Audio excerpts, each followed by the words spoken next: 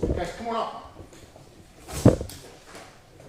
So this is, I think this is the first time we're going to get to use the big board for one of our press conferences. Come on up. We'll just get out with this when we go to play the timeline. We'll just back out of the way so they can see it. So first, I want to thank you guys for coming. And secondly, this was a joint investigation between the Ormond Beach Police Department and the Sheriff's Office. Ormond responded first, and clearly what they saw was horrific. And as I take it through the timeline, I want to start out by saying that this father is a human piece of garbage, and he's a lying sack of shit. And he's exactly where he belongs to be, behind bars. He's facing felony aggravated child abuse and felony aggravated manslaughter. So my hope for him is every night when he closes his eyes and every morning when he opens his eyes, his son Sebastian sits there and says, "Dad, why did you do this to me?" Because there is no reason for this little boy to be dead. So we're going to take you through a timeline here of what the investigators put together. So, Andrew? So, Hanky Panky's Lounge, where he gets his hair cut. What he does, he pulls in here, leaves the baby in the car, 11:30 a.m. He gets his hair cut. He then parks his car with Sebastian in it when he gets his hair cut. They then park over here. Sebastian's in the back of the car. The car seat faces the rear window of the car, where he then enters Hanky Panky's Lounge around noon. So you figure the baby's been in the car the ride over. Now, half hour later, after the haircut, baby's still. He decides to go into Hanky Panky's to have a cocktail. He's there from noon to 2:40. So for 2 hours and 40 minutes, that little guy is inside that car. He says the windows were down. He's a lying sack of shit with a lot of other stuff, with a little mini fan with AA batteries in it blowing on the baby.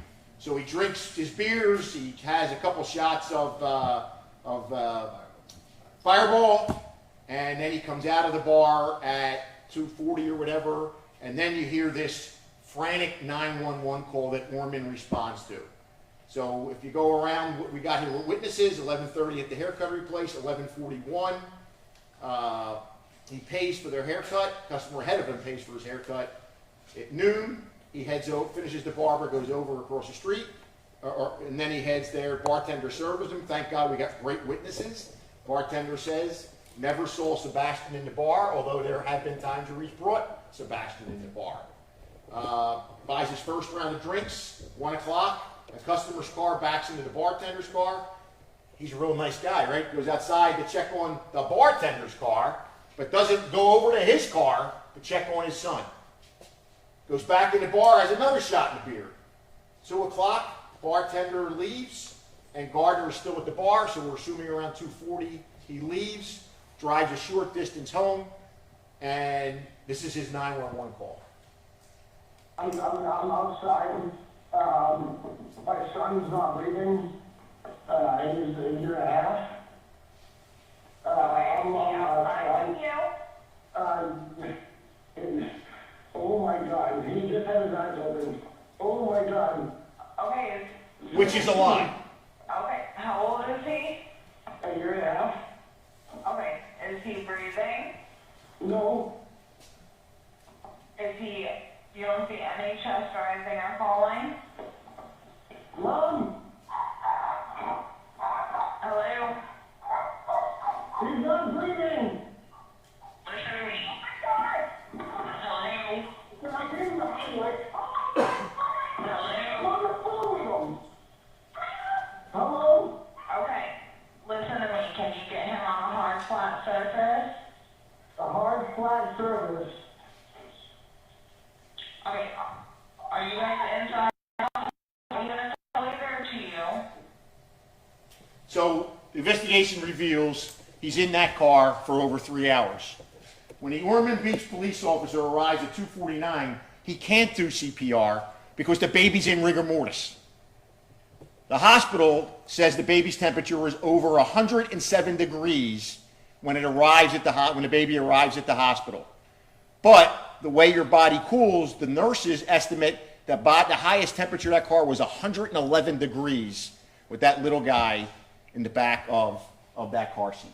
And then if you watch the body camera footage, which you can't show you inside the hospital, not only did he treat the Ormond Beach Police Department like pieces of shit, he treated the doctors and the nurses, the staff in Advent, like pieces of shit. So this guy is nothing but a piece of shit. And as I said earlier, I pray that his son is constantly in his vision asking him, Dad, why did you do this to me? There's no logical reason why this little guy is dead. But it gets better. Father of the year, baby's dead, investigation is going on. What does he do? He picks up his mother and they go back to Hanky Panky's for a few more cocktails, and they're there until almost midnight. Now, I don't know what anybody here thinks or anybody can have sympathy for somebody like that. But my God, all of us that are fathers and grandfathers and mothers, and how in the world can you be so messed up that you would allow your child to sit back there in Florida in 90-degree weather, walk outside and check on some car and never go near your son? Never. I don't think there's a penalty on this earth that could ever fit for the crime that was committed here. It absolutely shocks the conscience for this, that this even happened. There's no reason whatsoever. So the investigators are here. Chief Godfrey's here. Anybody has any questions, they're the ones that are going to answer them. Yeah, go ahead.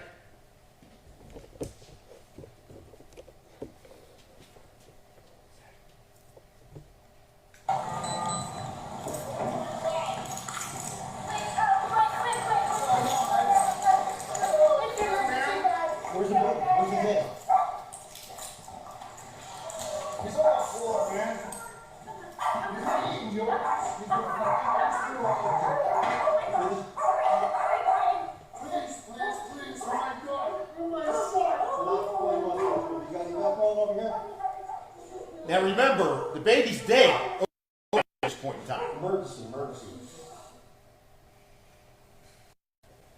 So I guess Dad had to figure out some kind of story, and Ormond will tell you what they discovered with the car, with the position of the car seat. Even if the air conditioner was blowing, it was great in the front seat and the passenger seat, but the back of the car, there was absolutely a difference in the temperature of the vehicle as well.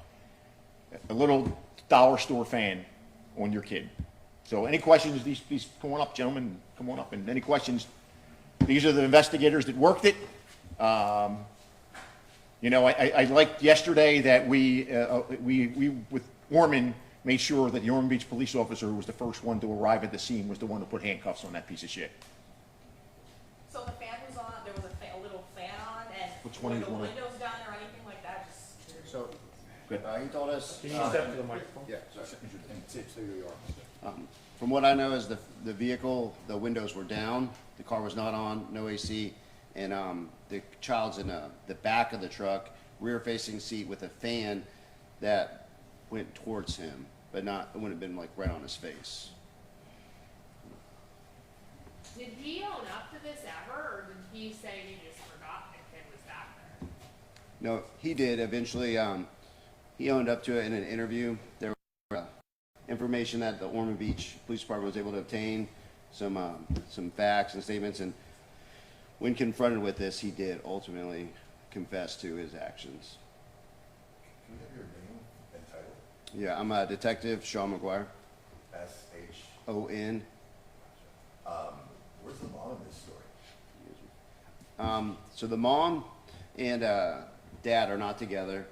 Mom lives in another county, and he actually has the custody, but not officially, but he's taking care of the child. and his mom, I know the sheriff mentioned that they went to drink at a bar. Did she, I guess, know about what happened? Do you expect like additional charges at all? No, my personal opinion, I don't feel like she knows what happened. She actually sat in on an interview with him when I interviewed him, and it looked like it was a shock to her and some of the statements that she made. So he literally drove the child back to his house before he called 911. Obviously, when he saw something from the bar, he didn't call 911 from the bar. No, he didn't call from the bar. It looked like he called. So the bar is, what, a mile from his mom's house. We have some stuff like video surveillance that captured him passing, which matches up with the 911 call. So it was roughly 2:43. He's on his way, leaving the bar, going Well, towards with the the house. timeline, it was probably, the child was already in distress when we got back to the car. Oh, yes. Yes. Child was already dead. Yeah. The child was When he dead. left the bar, and He got in the drove, car, the child was dead, he drove the dead child home, then called 911. That's what I'm saying, if you listen to what he says about, his eyes were opening, his eyes weren't open, he was dead. You wanna jump in there? With the original Yeah, he's investigator. So with the death occurring likely at Hanky Panky's based off of the information that was provided to us initially by medical personnel at the hospital, the child would have died between probably 1 to 2 hours before 911 was ever called, and before he drove to his mother's house. so he literally drove from the bar home with his, Drove to his mother's house. to his mother's house. Can you explain that? So, my best understanding, I don't know if he told you all anything different. He drove from Hanky Panky's. The residence of the defendant's mother is relatively close, like 1 to 2 miles from the bar. And so he drove from the bar, called 911 at some point, en route to the mother's house. That lines up with the surveillance that we already have showing about when he would have been leaving, 911 call and all that, because it's 1 mile and we call at what, 2:45. Yeah, 240. So the suspect here, he lives with his mom, or? He lives alone with, or he lived alone with Sebastian at a different location. Sheriff said he went back. Is this while the charges were pending, he went back to the bar? Well, these guys were doing their investigation, him and his mother, who, and as Sean said, really wasn't aware of all the facts. They go back to Hanky Panky's, and I think they're there for 4 or 5 hours drinking cocktails. I do want to say, though, these guys did a phenomenal job. They rounded up. People were giving us information. There was no, we're not going to give you information. They were giving us everything they could possibly give, which made the investigation, I think, run so much faster to get to where we are now. Were those people that were given the information, once they found out I was a kid, did that make it easier because they were, concerned about the child? I'll let them answer it, but I think Sebastian had been in that bar, Hanky Panky's. They let him in there with the child. So they all knew the little guy. Did any witnesses ever share maybe what was the mother and the father's, I guess, vibe once they went back to Hanky Panky's after the child had? Go ahead. You interviewed them. They said that they didn't seem as distraught as you would expect someone to be for their child having just passed, which is consistent with the interactions that we had with him when we were at the hospital.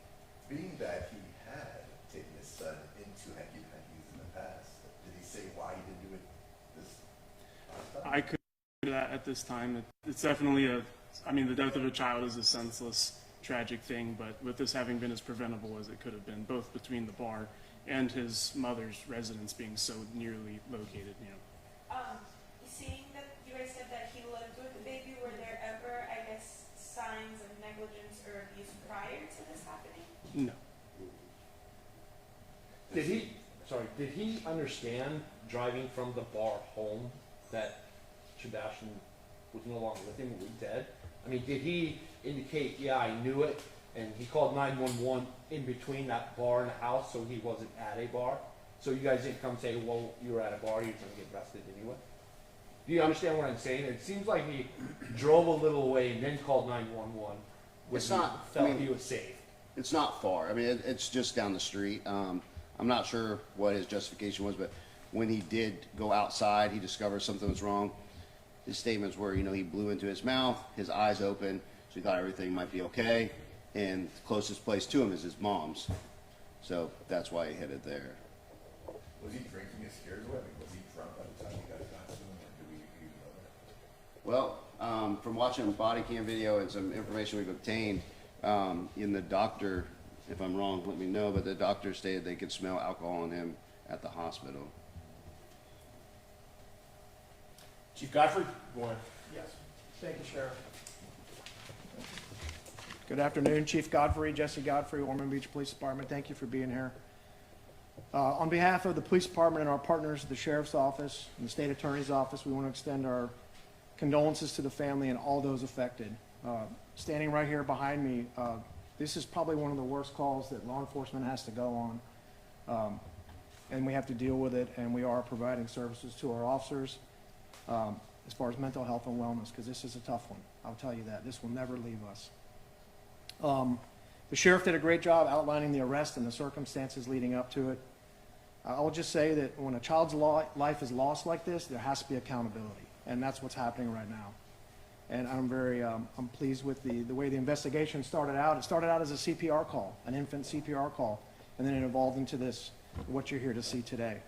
The collaboration between the sheriff's office and the state attorney's office, I'm proud of what our men and women did from Ormond Beach. I'm proud of what you detectives did from the sheriff's office and the state attorney's office. They're not here right now, but they did a great job as far as prosecution and helping us out along the way, and I can't highlight the collaboration enough. I will take this time to educate and warn the public. It takes about, in a car in Florida, with our Florida heat, it takes minutes for the back seat with all the windows closed for it to become deadly. And a child's body heat heats up 3 to 5 times faster than an adult's. And I'm not a physician, but I just know there's something with toddlers and babies that they heat up and they can't control their heat. They don't have the thermostat that we do. And I just can't stop thinking about young Sebastian in that car seat. The sheriff highlighted it, but I just can't, I can't leave that, thought can't leave my brain. I know our detectives are impacted by it, and it's just a horrible thing, and I'm just glad he's being held accountable. I will tell you that Officer Mark Pettaviano, our officer on scene that was trying to do CPR, the sheriff was gracious enough to let him put the handcuffs on the suspect. I texted him this morning, and I wanted to make sure he was doing okay. I stopped by the scene the day of the incident, and I wanted to check on him today, and he said it really helped. So thank you for that, Sheriff, and your staff, that whoever coordinated that. And again, child safety, that's our job. We're supposed to keep our children safe, and I just ask parents and guardians. I'm a grandfather, I'm a father. I know there's parents in the room right here on the other side of those cameras. It's probably your worst nightmare. And I would just say, do everything you can do to educate the public. There's apps, there's classes you can take if you don't have the money. There's so much technology out there now. This tragedy should never happen. And again, I appreciate your time for being here. Thank you, Sheriff, for having us. Thank you, the detectives in the back of the room, for helping us out. And if anybody has any questions, I'll be available. Thank you so much. You guys good? You need anything? You need a copy of the PowerPoint or anything? Andrew will do it. Yeah. I'm Detective David Burnett with Ormond Beach Police Department. David Burnett. David Burnett. Can you spell your last name, please? B-U-R-N-E-T-T. And Detective McGuire, can we get your last name spelled? Just want to make sure that's right. M-C-G-U-I-R-E. And Sheriff, what would you say your message is to parents who are going to be watching this story tonight? And, we're getting into the summer months, it's going to get hotter, hot car decks. I think Chief Godfrey said it all. I mean, he said it all. And, we've seen it. People forget their kids in the back seat, but this was completely different. This was intentional. That's what the charges are for. Anybody with a lick of common sense would say, why would I leave my child in the car while I get my hair cut and then go drinking with a little mini fan blowing on him and think that somehow is going to be a good thing, that's just going to end up perfectly. But what they don't get into is the original story, because there's always the lies, right? The lie of, oh, we had this great day, we were at the playground, we were doing this, we were doing that, and yeah, you blew CPR and his eyes open. He was dead. He was dead. And it took him a while to come off that story. Even then, he knew, and he wouldn't even come off the story and say, I messed up, this is what I did, I killed my son. Till the very, very end. And then even then, I don't believe he was exactly truthful of everything that happened. But it makes you wonder how many times he actually did do this, because it wasn't the first time, in my opinion. He's done it other times. This is the first time that Sebastian died from his actions. So you guys told you a different story initially? What he tells them initially is this all was good with the world, and this is like a Sid's death if you read the interviews. But when you get the medical report and you realize the little guy was dead. When he was in the bar drinking Fireball and beer, his son was dead. When he was out there checking on the car accident and not going over to check on his kid, the kid was dead. And while he's getting his haircut, the kid was not in the barbershop. Kid was in the backseat of the car. Sebastian was in the backseat of the car. So these guys are around if you want to ask them any specifics. So thank you all very much for coming out.